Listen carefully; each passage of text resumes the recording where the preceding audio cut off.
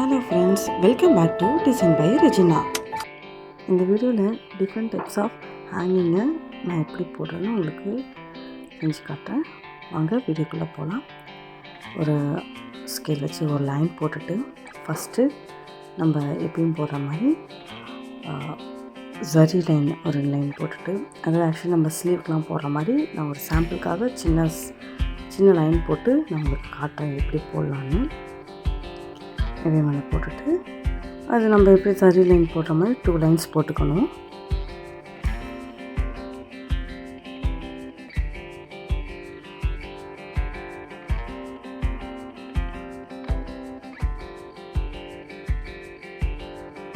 அந்த 2 lines complete ஆனதுக்கப்புறம் ஒரு ஷேப் போடலான்னு நான் இந்த மாதிரி ஷேப் போட்டுக்கிறேன்.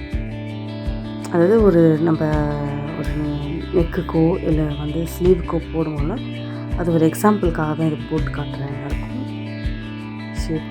ஷேப் போட்டுட்டு போட்டுட்டு இப்போ ஹேங்கிங் போடுறேன் பாருங்கள்.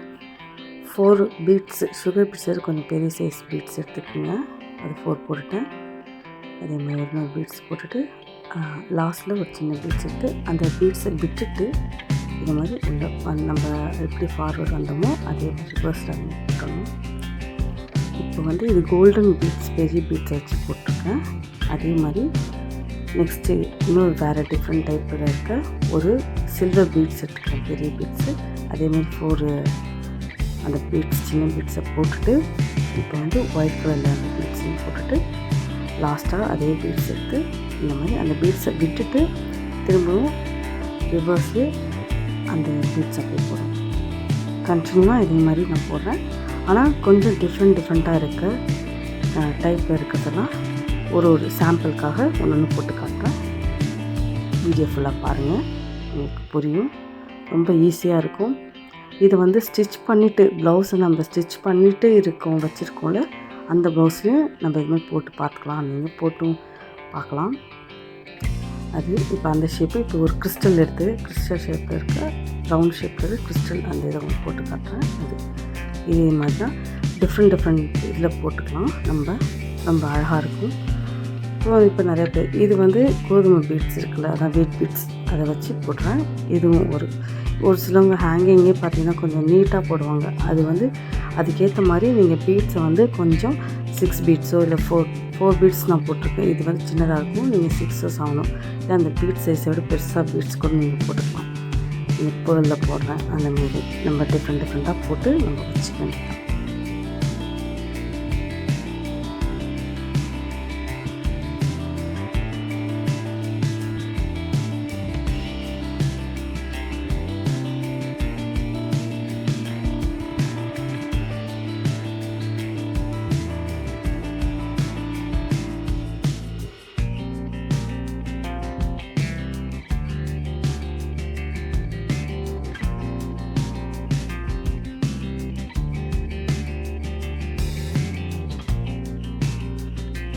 இதுதான் ஃபுல்லாகவே கண்டினியூ போட்டு முடிச்சாச்சு.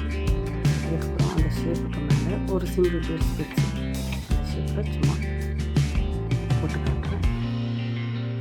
இது 6 நீடில் போட்டோம். அதே மாதிரி இது நார்மல் நீடில் ஒரு பீட்ஸ் போடும். சிம்பிள் ஸ்லீவ் டிசைனில் கூட நம்ம இந்த மாதிரி கூட போட்டுக்கலாம்.